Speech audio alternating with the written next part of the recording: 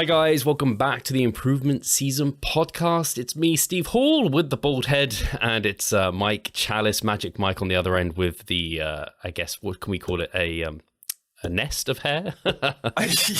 Yeah, I was thinking mullet or something. Mullet, yeah, not quite a mullet. It's not quite a mullet. I feel like Einstein with his, except without the brains, maybe. Just the exaggerate. And did he have like a, I can't even picture, Einstein had like two big puffy bits in his hair, or it was just wild, wasn't it, anyway? Yeah, he was that wild hairdo. And made me think of, do you remember Wheatos, the cereal? Yes, I know Wheatos. They Didn't still they do have... Wheatos, right? Yeah, that was the caricature, wasn't it? The professor with the the wild hair. Yeah. And then I don't know why my head goes immediately to Sideshow Bob. You're not as bad as Sideshow Bob, if you know Sideshow Bob. Do you remember him from The Simpsons? With like red hair. I can't remember what he looks like, but I know the name, but I can't remember. Like can't picture him. Massive hair out here. Oh, he's always trying to kill Bart. Yeah, crazy. But we've done. Do you know it's funny? We always do things where when I'm prepping, you're massing, so our weights always do opposite things, and now our hair's also done opposite things as well. It has, yeah. It was. I said I think last week that I was going to do a bit of an episode talking about it, but I'm not sure that's the best use of our time today, at least, because you haven't been on for a while, and so I don't want to take the limelight too much. First, though, I do want to give a shout out to the Natty News guys, because they sent me a hoodie, which I finally got, which is awesome. I say finally because obviously it came from the US, and then it got caught in customs. I had to pay custom fees and all this. It's just, I hate that part of the world and shipping and the red tape. And also they also sent the medal, which is just nice to kind of get that best pro card win. So big shout out to the Natty News guys. Lots of love to the team over there, because I appreciate the support. And the hoodie's nice and fits well, so it's nice to rep it. Looks like a nice oversized hoodie. Looks really nice and just comfortable. Yeah, I can't remember what size I asked for. I actually already ripped out the label. I was like, oh, this is... It's kind of oversized, but yeah, it's a good size anyway. Yeah, That's how I like it. It fits kind of how I like it, so that's good. But like you said, and I think this is a good topic for us to discuss, especially because it's been a while since you've been on the podcast, actually. Have you been on since WNBF Worlds, and we haven't been able to kind of talk through our New York adventures? Man, that feels like so long ago now. I know. Yeah, you were peak mass during that time, which was ideal because that meant during your time in New York, you could enjoy yourself and to the fullest in some extent. Although food won't have tasted quite as good as it does now because you've been dieting for, is this your third week you're going through now? Yeah, because when we got back from New York, I literally started into a diet as soon as more or less we came back. So it's a month and a half, maybe. How many weeks? 6, 7? Don't know. God, has it been that long already? Yeah, I think it has, hasn't it? That's absolutely wild. And how much weight have you dropped so far? I know you've dropped a significant amount of weight. So, oh gosh. So it must be coming close to 10 pounds. Yeah, it has. In fact, because I'm just going to get my calculator out because my head's gone. 176. I know this past week, I'm pretty sure you lost 3 pounds, which is like overly assertive, but we planned, you planned for that. We planned for that, of course. And yeah, I can definitely see it in your face. The face really trimmed up a lot. Yeah, it's funny how for some people it changes, faster than others. Some people it really comes in quite quickly, and I noticed it a little bit, but yeah, definitely it's getting more pronounced for sure. But it's been 15 pounds. Wow. God, that just came off. And it's just a good reminder of when you are at that peak mass state, and it should be good, you can kind of remind the audience what body weight you got up to.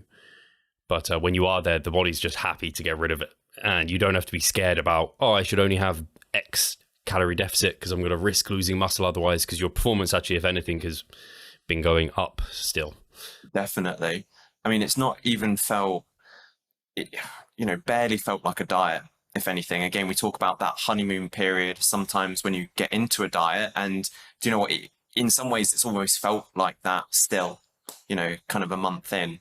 And I also think that that's, you know, the fact that I've been for over a year, because it's been over a year of being in a calorie surplus. I finished the Supernaturals in 2023, kind of in October, went straight into a recovery diet, and then have been there since getting back from New York, which was November. So again, it's just over a year. And I think that does so much in terms of, you know, almost being keen to diet, you know, having that motivation to be like, right, I want to get into a diet now kind of thing, versus you've only just recovered from a diet.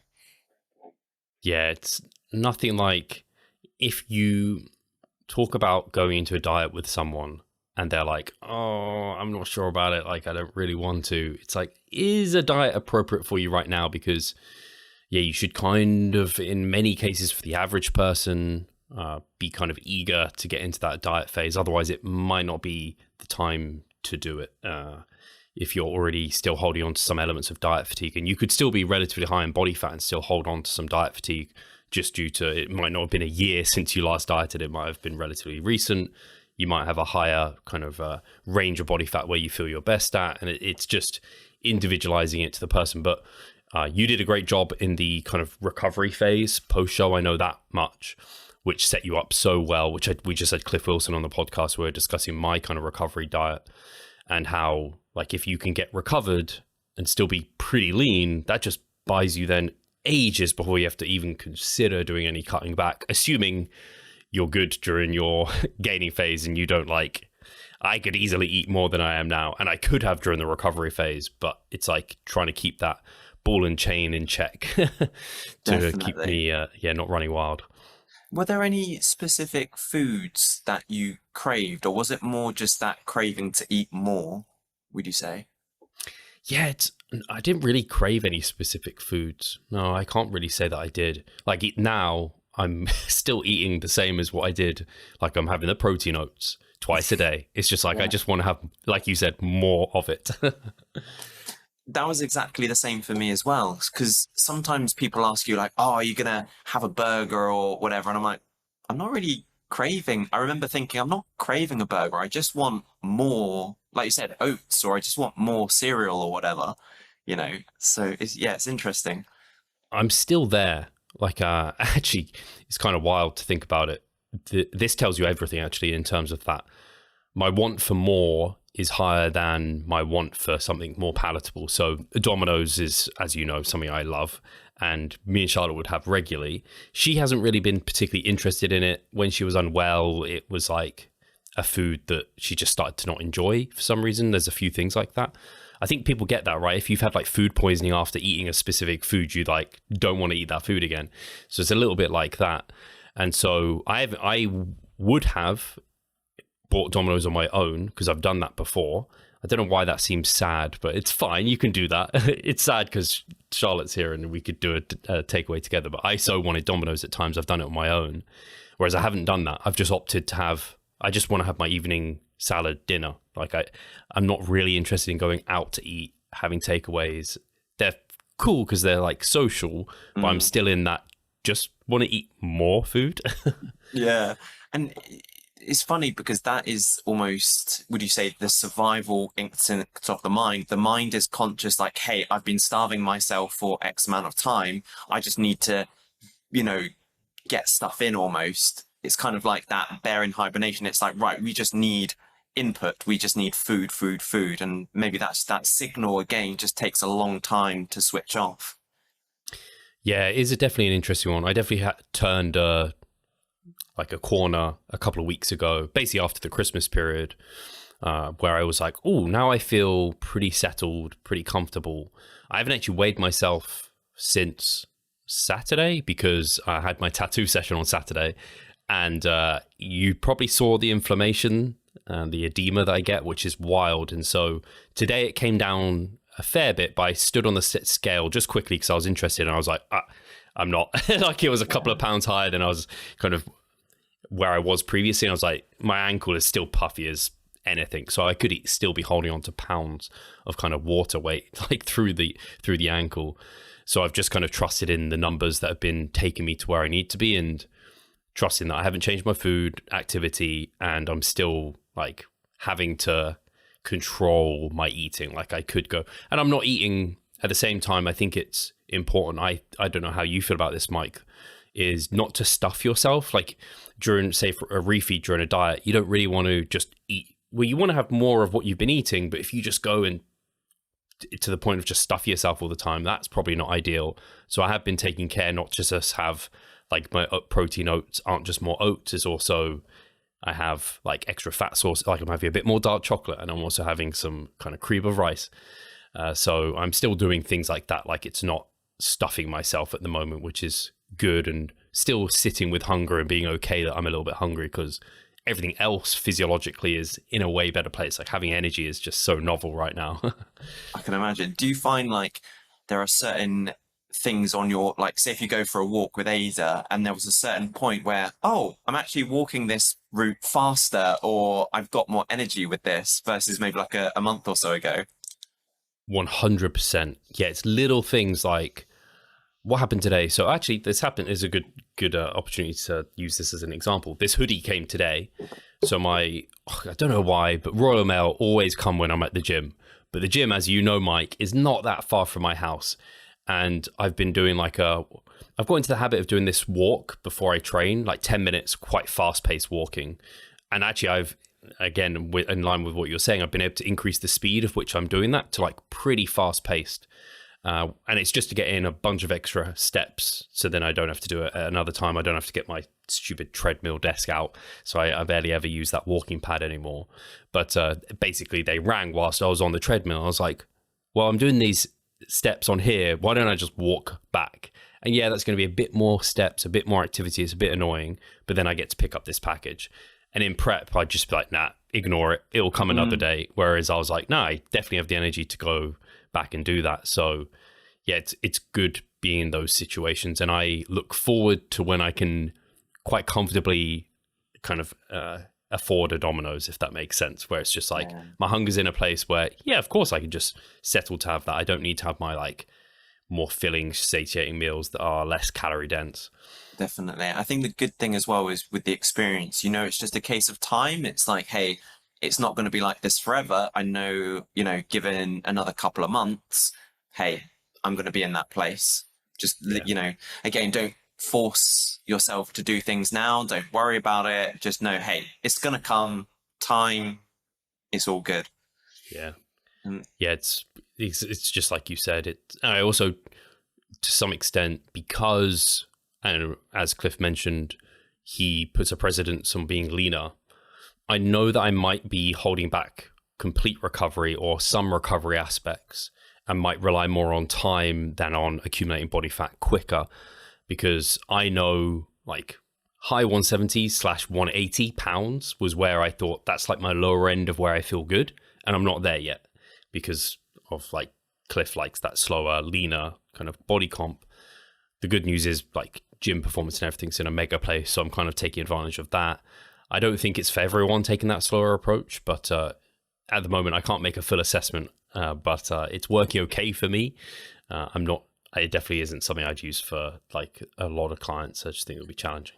Definitely. It's always trade-offs, isn't it? Because if you've got a client where, psychologically, physiologically, they are just, burnt out from contest prep, or maybe their health is, a bit more redlining than you'd potentially like. It's like, yeah, hey, we need to be a bit more rapid with pushing things a little bit more. Whereas virtually, on the other side of the spectrum, hey, if things aren't in a dire place and psychologically you can trust them that they'll be able to handle themselves coming out a bit more slower, then you can be like, okay, maybe we don't need to, pull the emergency cord, so to speak. So yeah, it's always trade-offs, isn't it? And who's the individual in front of you, and what's the right decision maybe.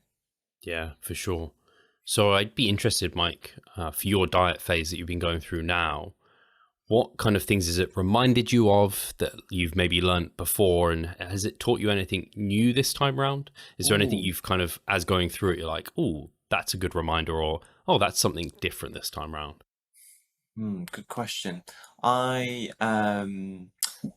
the, I think the biggest thing is always spreading out my nutrition, because for me, I always tend to, my default is to backload calories. Whereas actually, hey, particularly when you're dieting, performance for training is at a premium. So, hey, do you know what? Probably front loading those calories a little bit more. I'm going to have more energy throughout the day, especially for training. I'm probably going to be in a bit of a better mood. All of those things, I think that's always a good reminder for me. And do you know what? Conversely, it's similar to what you mentioned about not feeling the stomach full. I think it's also just the biggest thing for me was the reminder of an empty stomach, which I know sounds really strange for some people, but when you've been massing in a surplus, hunger is a novelty, and just being reacquainted with hunger, shall we say. It's like, okay, I don't need to panic, just it's fine for the stomach to feel empty. You don't need to, go and have something or whatever. And it's just getting comfortable, sitting with a bit of an empty stomach, and yeah, being comfortable in that hunger, and not going straight away to those volumizing foods. Because I'm definitely similar, where I'm very tempted to say, like, right, I'm going to have the biggest bowl you can think of lettuce. And it's like, no, hey, Mike, just, be fine with, a few green beans and, just something, that's not excessive in terms of volume, sort of thing. And I think those are the biggest, I would say, reminders for me, that I've been sort of thinking about and reflecting on more so this time around. Makes a lot of sense. The thing that immediately comes to mind that I always enjoy when I get into a diet is, it's kind of similar to, I don't know why this is the analogy that comes to mind for me, and it won't work for you, Mike. It might now, you've been buying more clothes, but if I go to my wardrobe and I've just got like so much choice of clothing, I'm just like, like there's just this decision fatigue that settles in. I'm like, what should I have? And this is me when massing deep in a mass, when I like can just like freeball it and I can just go, yeah, it's fine. I can just kind of make meals up, and that sounds like I'm really loose with it. I still have like structured meal timings and certain goals I want to meet, but I have so much choice. It's just like, and then when I cut, it's like I remove like more than half my wardrobe, and it's just like, right, I have a t-shirt, I have some shorts, I have some socks and underwear, and I just wear those. I always like that, just like kind of cleaning up, if for lack of a better term, of like, hey, I can have of a dinner. I remember vividly last time I think I mini cut in an off season. It was like for dinner was literally like a steak, some veggies, and I think that was like it. And I was just like, man, I'm so in love with this dinner. Yeah, it's so true though. I really struggle with choice fatigue. Again, I think of if you go to a restaurant and they've got 100 things on the menu that theoretically all sound quite, that you choose. It's so hard to make a choice, and I'll be there for like an hour trying to decide. But sometimes when it's just like a few options, it's like a fish meal, a vegan meal, a meat, a steak or whatever. It's like, okay, steak, boom, and you really enjoy it. So I think that is definitely something that's really nice. Removes the decision fatigue and just the simplicity of it. Just like, I can appreciate it. Have you noticed any changes, because you've lost quite a significant amount of weight? Have you noticed any changes in terms of like how you feel in yourself, in terms of maybe energy levels, or like how your body feels? Does it feel more or less comfortable? Like, have you felt any leverage changes, anything like that?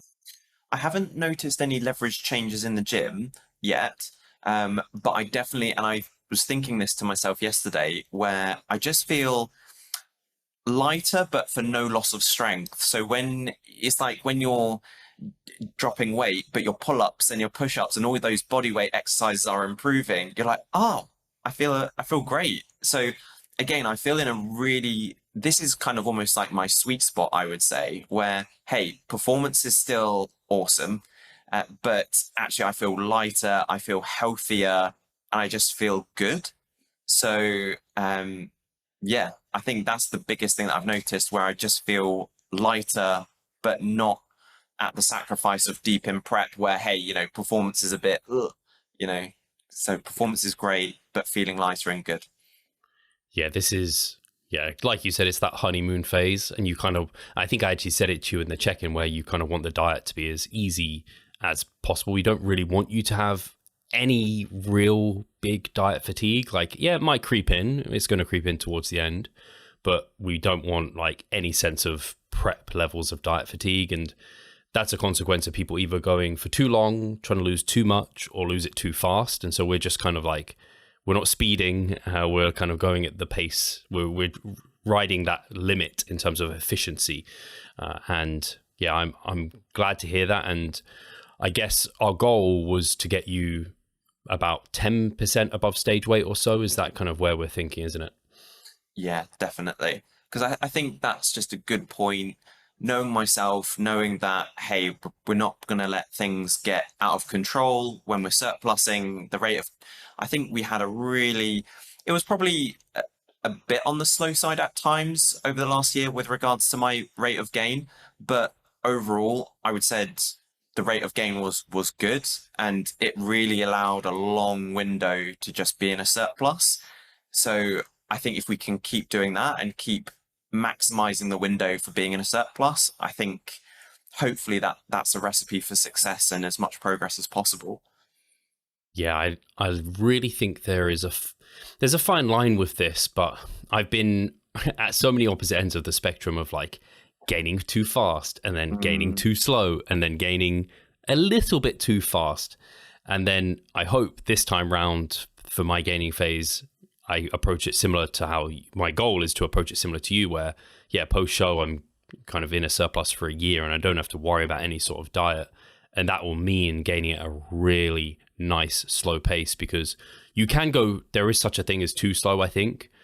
But so long as performance is going up, and so long as in the long run weight is going up by some sort of amount, so you're certainly in a productive position to be promoting muscle growth, that's what matters. And the problem is when people just literally maintain for months and months and months, and also the training isn't really going that well. It's like, and possibly they're holding a very lean physique. All of those things combined tend to not be a recipe for success. And so I was in that position. And then I found, I think it was Dr. Mike, he used to be a proponent of quite assertive massing. And I was like, oh, that provided me much better results. And it was like, I actually have like limits to the amount of time that I can mass for. It's not just masses for as long as possible. Whereas now we know, hey, you probably were gaining exponential body fat after a certain point. Not necessary, but it was a good lesson to be like, oh no, a surplus is going to help me here. I just probably didn't need as much of a surplus as that. And really, really double down and focus on training has been the key. And that's something you've had quite a bit of a change with recently. Similar to me, actually, I had it towards the end of prep where I was just like, you were running an upper lower split 6 times a week. So was I. And yeah, it just got to the point with me and prep, I didn't need that volume. And I think it was a good timing to actually run it when you probably can't recover from as much either, to go to a different split.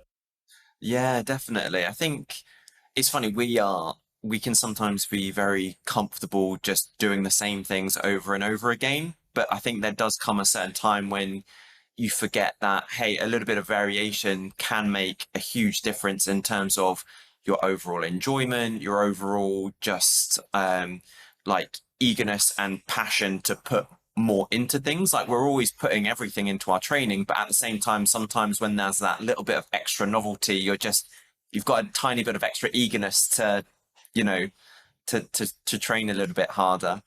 And for me, something which we kind of didn't mention, but New York was really revelationary for me because from a training perspective, because it obviously gave us the opportunity for you to really look at me and look at how I was executing things more deeply. Because I think a mistake that I made last year was I became a bit complacent, which is always probably our biggest Achilles heel as athletes in the off season, is complacency.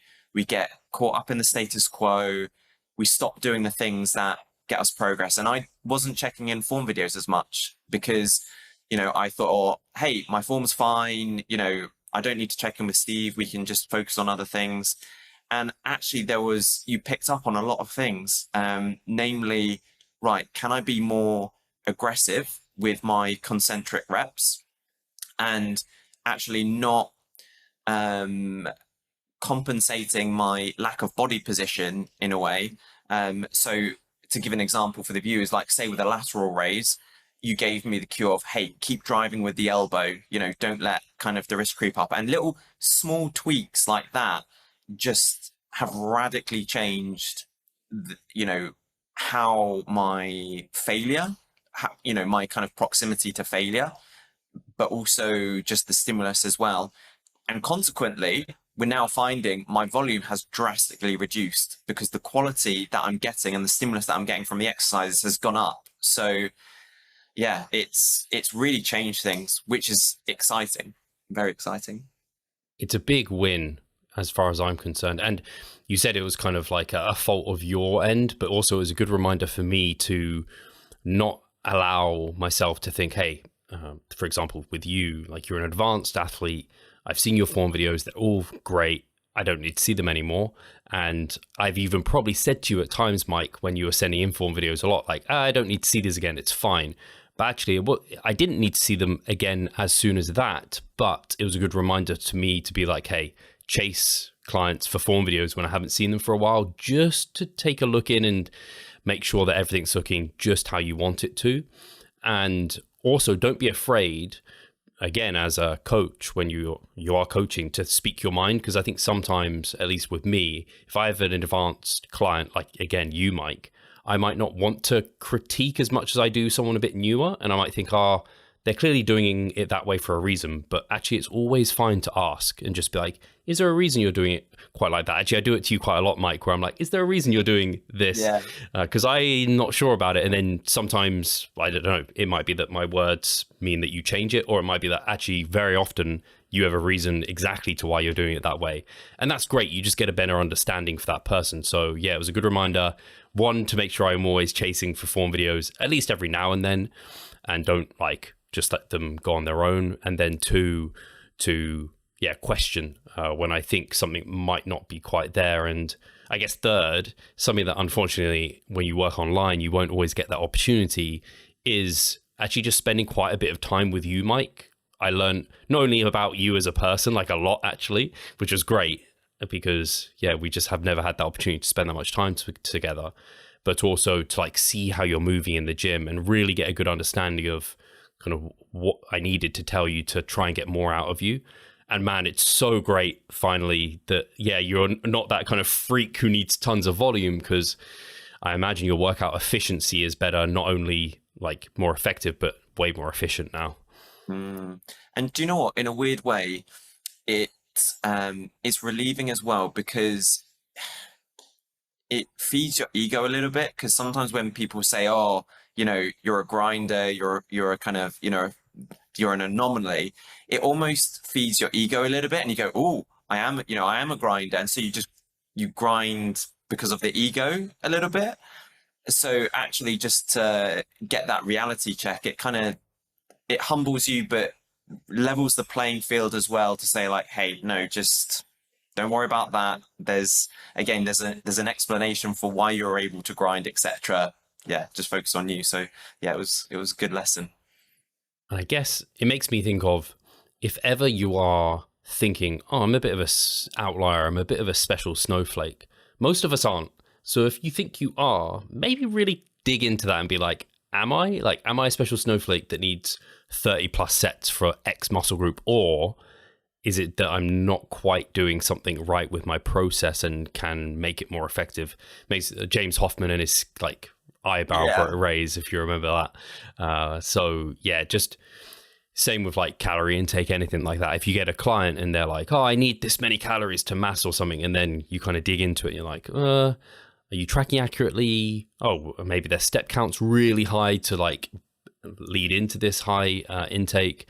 It's just always one of those. More often actually it's a client who's like, oh, I'm trying to diet on 1200 calories and I can't lose weight. And then I'm always just thinking, as soon as we actually get you accountable, you're going to lose weight on like 2000 calories. And that more often happens because now they're actually adhering to the diet.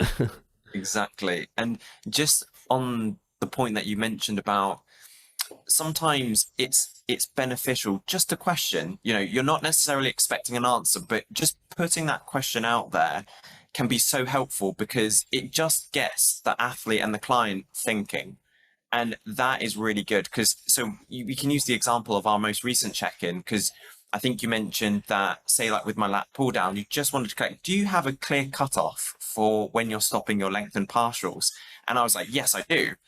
But just the fact that you're sort of getting me to think about my reasoning processes, that just helps. Because then if I came back and I was like, oh no, Steve, I don't, then we're like, okay, well, let's do that then. Yeah. So, yeah.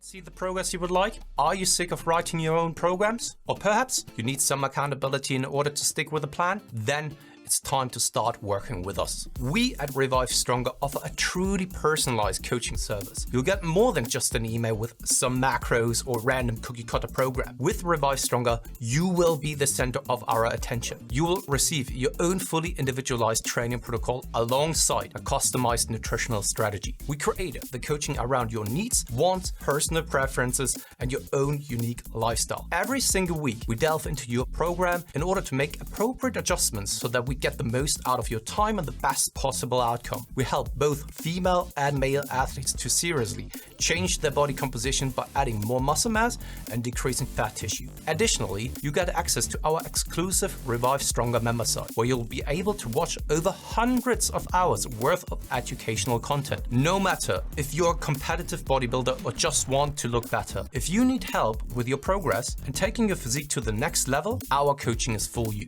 It's time to make a change. Sign up today and let's revive stronger. Yeah, it's easy. If you're lazy as a coach, you're probably not even getting form videos. So you're probably not checking that level of detail. And it's important to check the detail every now and then, especially. And then two, again, just have the confidence to ask the question, because like you said, you might not have an answer, and then it kind of solidifies what should be going on during that period of time. So yeah, I think that was a nice example. Yeah,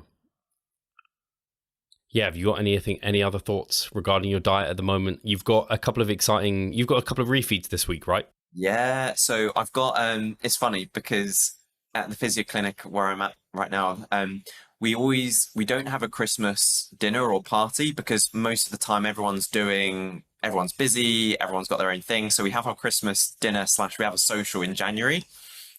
So we've got that. So that'll be a nice refeed occasion for me. And then on Saturday, I'm catching up with, shout out to Rob and Andrew. So I think it's at Rob Physique Coaching and Body 365. So it would be really cool just to head down.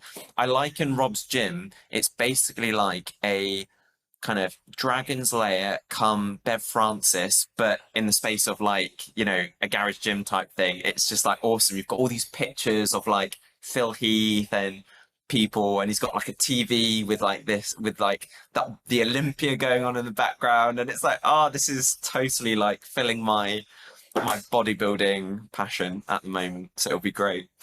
Yeah, it's gonna be nice for you guys, all to train together and have that time. Like I said, I messaged you, or I said in the check-in, I was like, I'm jealous of you guys all catching up for that.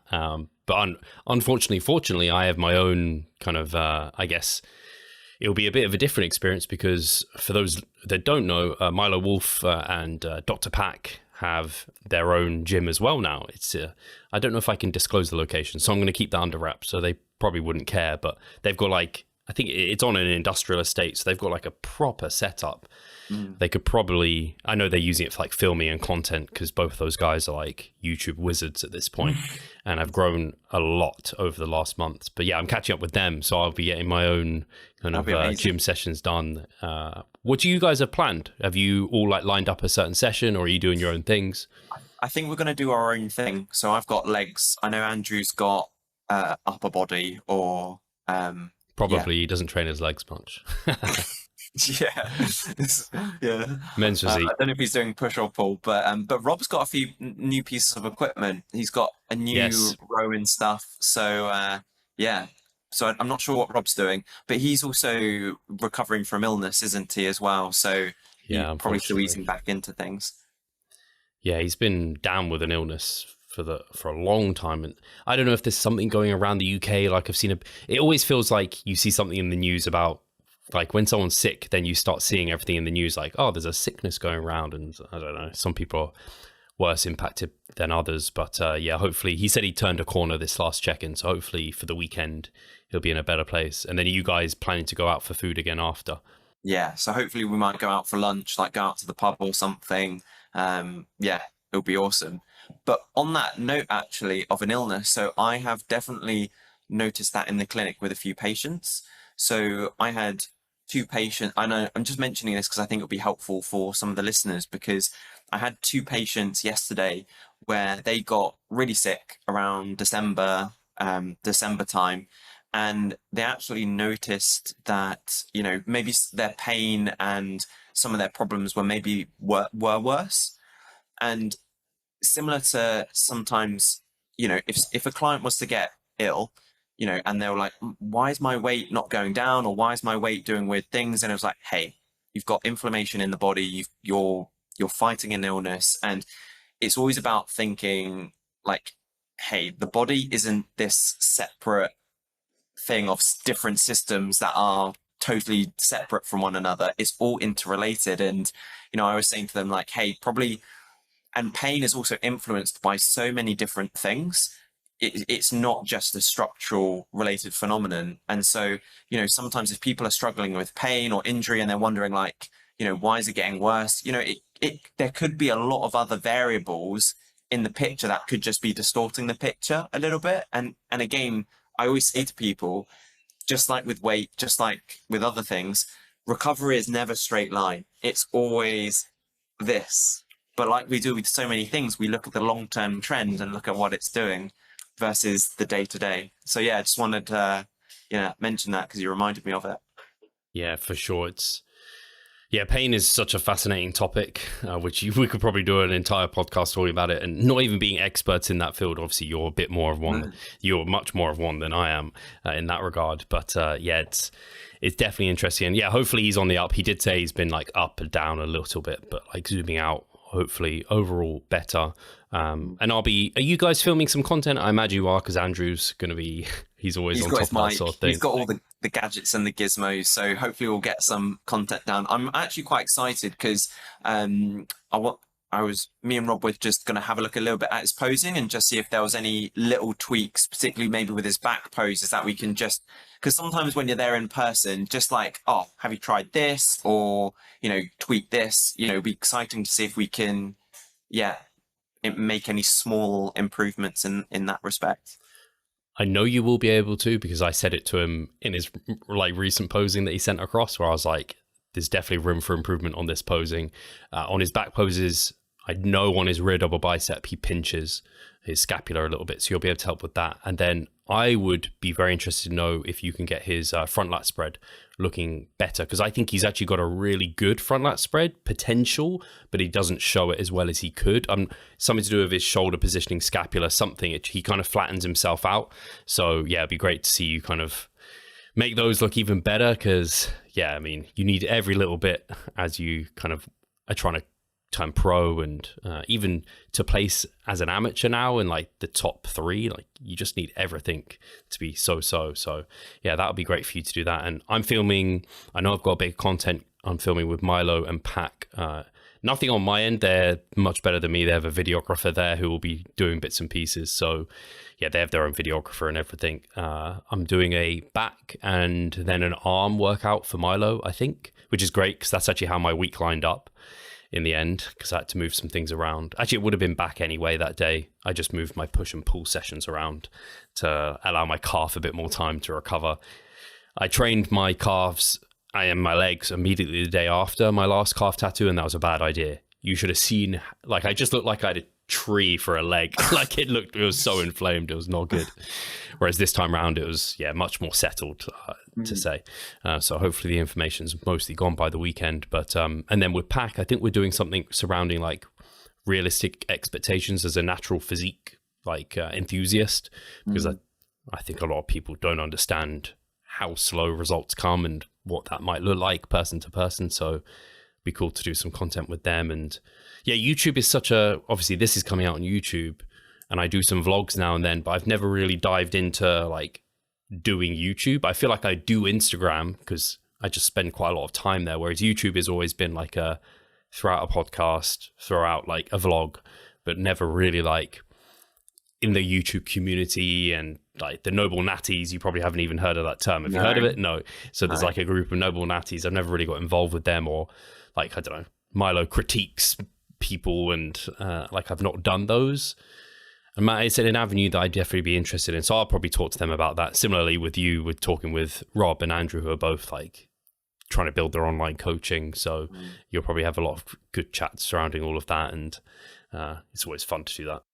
And I think, as they say, it's good to talk with people who are either on a similar level or not too far ahead, because it's much more fresh in their minds as to what you should be doing. You can be doing similar things. And also in terms of collaboration projects and things, I think it's quite beneficial for both parties, isn't it? Yeah, for sure. Have you got anything else? You've been catching up with some anime. How far through Naruto are you right now? Like, because you've been on Shippuden. What was the last few episodes? Oh, so right. So where I'm at the moment is the biggest thing that I've just finished has been Sasori's been killed, and Deidara is not dead yet, but he's kind of like he got defeated by Naruto. And do you remember the Tenchi Bridge episode with Yamanoka, the wood release? Not very well. These names, he was a swordsman, right? The Sasori, and he was like an Ombu Black Ops guy, but he had got implanted the cells from the first Hokage from Orochimaru as one of like a little experiment. So he can do wood release. But basically, Naruto, they are. I'm past the bit where Sasori's been killed.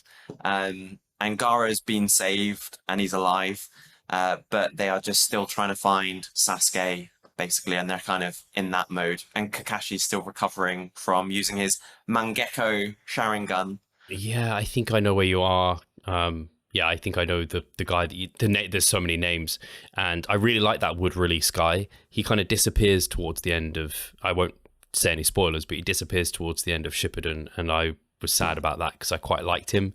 Yeah, he kind of just gets lost. But is that where Sakura is like? Have you seen the? No, I don't. I'm like, have I? I don't want to spoil anything. But they're like in a battle against Orochimaru at the moment. Yeah. So I'm past the bit where Sakura combines with Lady Chiyo to defeat Sasori. So Sakura's got like. Oh wait, you're miles ahead of where I was just thinking you were. Now you're the guy with like dummies. Yeah, so the dummy guy's been killed. He's dead. And I'm just a little bit ahead of that now.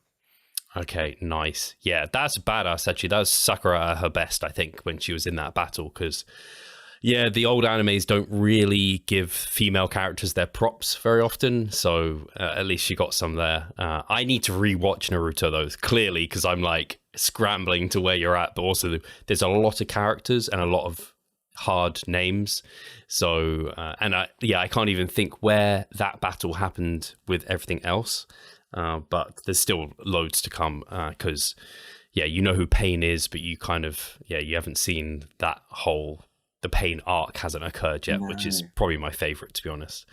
It's hard as well, because like when I hear you talking about Attack on Titan and things, I'm like, that's so, and I also, because we started watching a few episodes in New York, so I'm like, I really want to watch it, but equally I'm so invested in Naruto now that I just can't stop, so I've got to finish it first.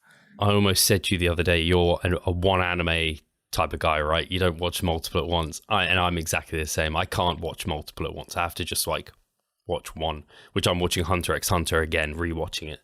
Which I it's nice rewatching them after a while, because I realize how much I almost enjoy them more the second time than the first time. I'm like, it's so good.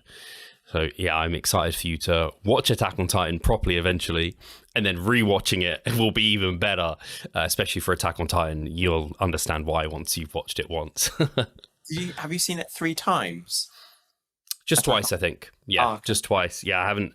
Man, I don't have the time to watch these things over and over. I watch other things and I could rewatch them, but I also want to catch up with. You haven't seen it, I don't think. Solo Leveling. It's a new anime, so the good thing with the new animes is the animation's so much better. So like Attack on Titan, you probably noticed how the animation's pretty good. It gets even better later.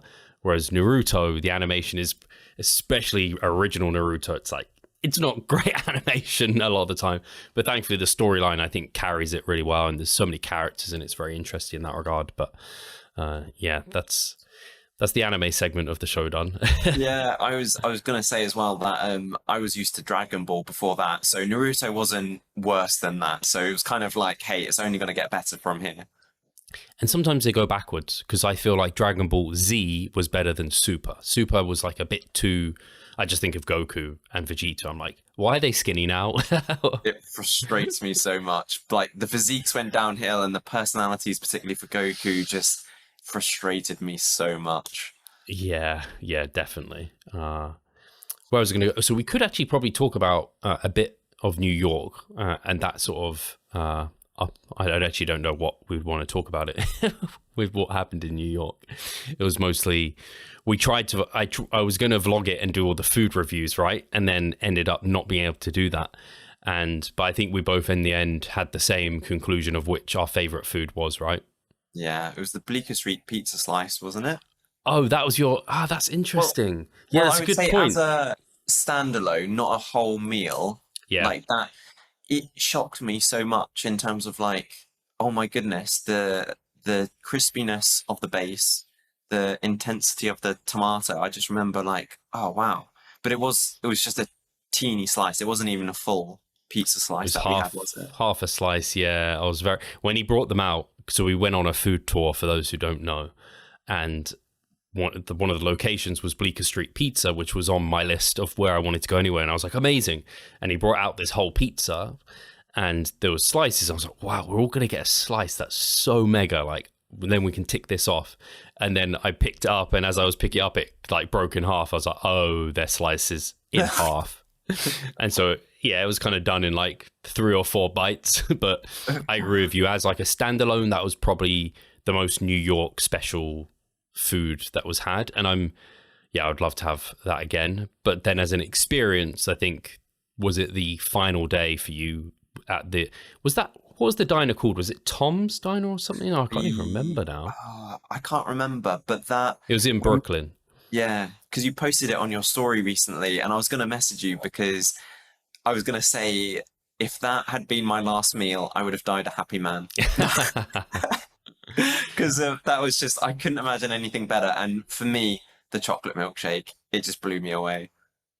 Absolutely blew me away. And not only the taste, but they, like, you get given this glass of like milkshake, but then they give you the shaker they make it in. So you effectively have like 2 or 3 lots. And it was just... You had quality, quantity. I had everything. It ticked both boxes. I think it also goes to show, and I think bodybuilders are bad for this sometimes, where we really make food very functional, and like food is just functional. I'm just a robot, just insert whatever. But I mean, New York was, I think for you, it's been a bit of a recent revelation, a little bit, with like how food can just be like, it can open your eyes to different cultures, but also experiences. Like 2 of my favorite meals that immediately come to mind was the first morning diner breakfast after the show where we were with Andrew, because of the environment and the music and just the vibe. And then the final day again I'm going to call it Tom's Diner. Challis was the first one. I don't know if it was Tom's in Brooklyn, but it was amazing with pancakes, like had the whole lot, had quantity, had quality, but then the environment was nice. It just felt really special. And yeah, it was a good reminder for myself also to like make sure to lean into that again in off season when I have like the discrepancy spend it on those memories and things like that. It makes me think of, this is getting like philosophical now, but apparently happiness is like high until you're like 30s, and then from like 30s to like maybe 50s or something, it starts dipping and then it goes up again, and it's related to change. So like apparently through your 30s to 50s, and that range might not be quite right, but there's not a lot of change. You might have kids and stuff like this, but your day-to-day is very, very similar. You kind of go through the motions.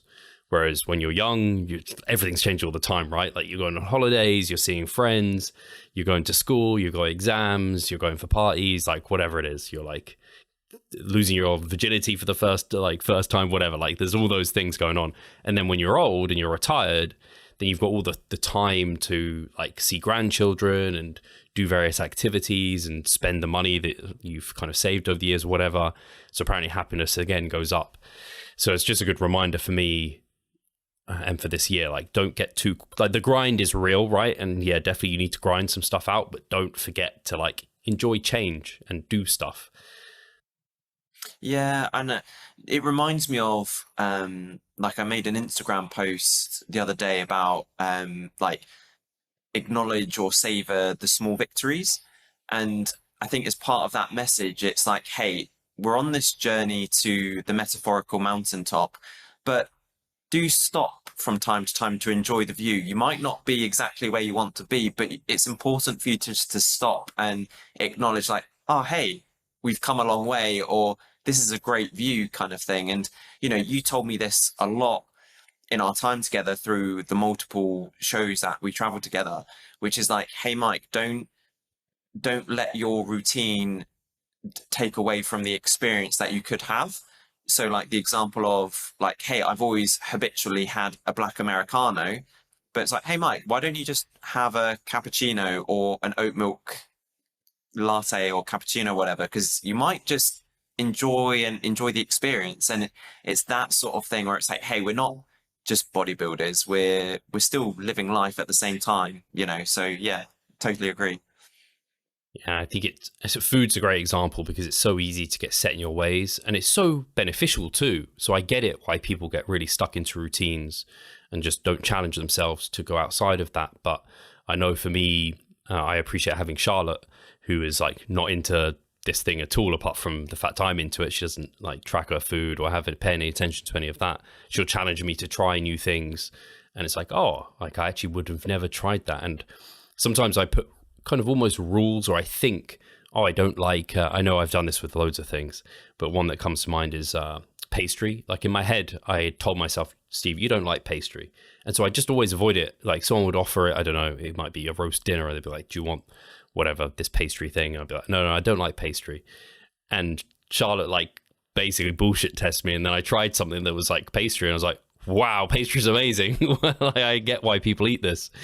And I get why I didn't, because it was calorie dense. And so it was like a forbidden food. So yeah, it's just good to catch yourself in those moments. Just be like, hey, like, yeah, bodybuilding's really important to us, but it should complement our life and not kind of take away from it. And sometimes it can take away. Sometimes it has to in a prep. But for the long term, it should definitely complement and add. Have you tried any other coffees, Mike? No, so there you go. There's the litmus test. I haven't tried any different coffees I've just been sticking with oat milk cappuccino. I did, to be fair, this won't surprise you. I was going to say I did have just a normal cappuccino on Friday, but that doesn't count. So it's not as good as oat, is it? Sorry? It's not as good as oat, is it? No. You don't get that like oaty, nutty kind of, but it's better macros, right? It was really good though, to be fair, but I think that was because they put a decent amount of like chocolate dusting on it, and I just like the chocolate dusting. Yeah. It's always a question, do you want the chocolate dusting or not, or whatever it is? And if they ask and I'm in prep, I will say no. But if they don't ask and I'm in prep, I'll just take it. If they give it to me, and I'll just be like, yeah, it's fine. It's just part of the macros. Like it can't. I mean, the amount of calories in that dusting must be like literally like 10 or something stupidly low like that. It's not like having you need to have a frappuccino at some point. I think they're overrated personally. I always avoided them, and then I had one with all the cream and everything. And I was like, this ain't the one. Well, I'm glad I tried it. Sorry? I'm glad I tried it. Now I know. I'm not just guessing. Exactly. And that's the thing. Coming back to what you were just saying, it's like, do I legitimately not like this? Or is this just a little story that I've made up in my head? And actually, do you know what? I could actually really like this. And you can apply that to so many things in life, not just like different foods, higher or lower carb to fat, like things like this, or like certain meal frequencies, what have you, or restaurants, types of food, but also like training exercises. Like you might have ones that you've been just written off completely. It's like actually you come back to it and it's like, oh, actually that's great. Or just simply frequency. Like you said, just that novelty of just, I think it's something people don't play around with enough, or is just frequency and being open to trying just same volume, just see how splitting it up through your week a little bit differently could make you enjoy the program more, or maybe it just clicks that little bit better. You see a bit more performance improvement. It's just worth, like, yeah, not getting stuck in your ways, I think is what we're saying in many ways. Definitely. And I was going to say to use like a credit to you to be open-minded, because there could be people out there where their partner would say, hey, do you really not like pastry? And a more closed-minded person might say, no, yeah, I definitely don't like pastry. Like, I'm not even trying it. Whereas for us, the listeners, we've got to keep remembering to trying to be open-minded. And actually, do you know what?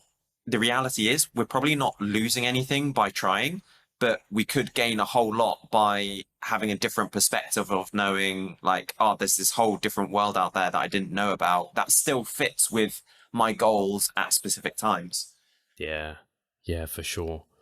Trying to think if there's anything we want to close on. It's a good message to close on, to be fair. Like I could end up talking about my hair, but we've only got 5 minutes. I was going to say a strange coincidence was I noticed that this week you've got Strawberry Monster. And coincidentally, before that you posted that story, I also bought a Strawberry Monster. Oh, did you? Strawberry Dreams? Yeah. How did you find it? I know that it's not as good as the one in the US. I know, because I remember someone said to me that the US strawberry is miles better than the UK strawberry. Oh, interesting. Because I had White Monster in the US. It was exactly the same as here. So there's definitely nothing to that. But yeah, the strawberry, how did you like it? I haven't tried it yet. Oh, you haven't had it yet? Oh, okay. No, yeah. Yeah, what's your caffeine? Are you doing a Monster a day at the moment, or are you? Yeah, I'm doing a Monster and a coffee a day. Okay. Yeah, that's same as me. Yeah. But white is just I go on Amazon and I buy like a crate of 25 because then it's an economical way of doing it, and just nothing beats white. I keep coming back to it. Unfortunately, the Strawberry Dreams, I got people to rate it on my profile, and they rated it like not as bad as decaf coffee, which is definitely true. It's definitely not that bad, but it's like significantly not as good as white, I would say. It just didn't really taste. I'd be interested to know how you like it, but at least you're going in with lower expectations. And that is actually, sorry to backtrack, but low expectations is something that when we were in New York always found helped. Whenever we had high expectations for something, it didn't really live up to it. Yeah, it was true. It's like that final breakfast. And this comes back to this topic again, where I thought I didn't really like pancakes, like American style pancakes. I was like, yeah, they're fine. Like, I'm not really into them. And then they were freaking banging. They were so good. It's the same with burgers. Like, I'd convinced myself I didn't like burgers, but what I realized I didn't like was that I don't get a lot, and like they're calorie dense. But the way I approach burgers now is I just get the bits I like, so I don't kind of do like tons of cheese and I don't know, onion rings and bacon. You can make them really absurdly high in calories. I just like a good beef patty, and like they what's it called, Honest Burgers, we have one close to us, they do like some red onion, and then I just take a bite and then I can set it down and I can eat it, and then I don't rush it. So I just found like that's a way to get both ends. Like I can take my time with it if I just make sure not to like gobble it down and have huge bites. And that's also something again that was a lesson for me to learn from this cut as well, just to again draw circles, but just again slow down your eating sometimes, just slowing it down, not in a ridiculous slow way, of course, but sometimes it's amazing how a meal can sometimes be a bit more enjoyable if you just, maybe slow down a little bit more, or just be a tiny bit more mindful rather than, like you said, just gobbling it down. I think that can sometimes be a nice reminder sometimes. That's like my favorite thing when I'm dieting is when foods take ages to eat. It's like the thing. That's why I like oats so much and letting them cool and get thick, because then it's like it doesn't need to be warm, so you don't have any hurriedness about temperature, And then also when it's thick, you can just take little bits and you can chew on it and take your time. Yeah, definitely. Not that you're a fast eater, Mike. From memory of ever eating with you, you're pretty slow. So you're already pretty good on that front.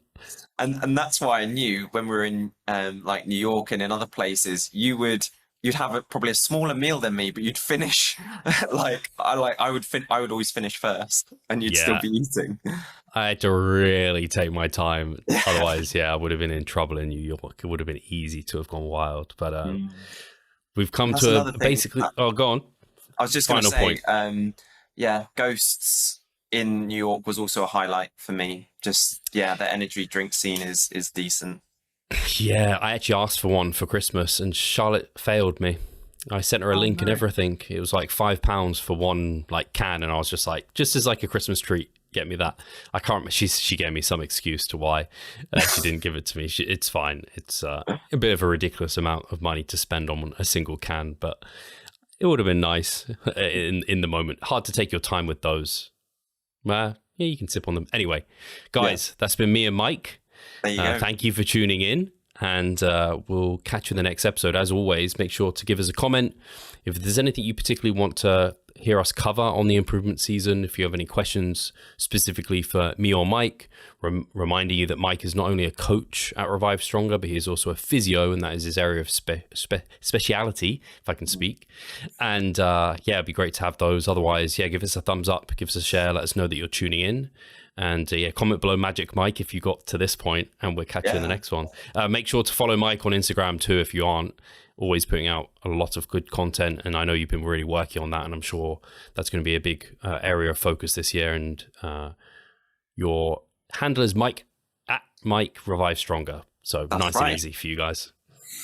Exactly. Yeah, be great to have you follow along. Like Steve said, just drop me a question. Physio is my area of expertise, so if you do have anything related to, even if it's just bouncing ideas off, sometimes it's nice to just ask. So feel free, guys, reach out. Cheers, guys. Catch you in the next one. Cheers, Mike. See you later.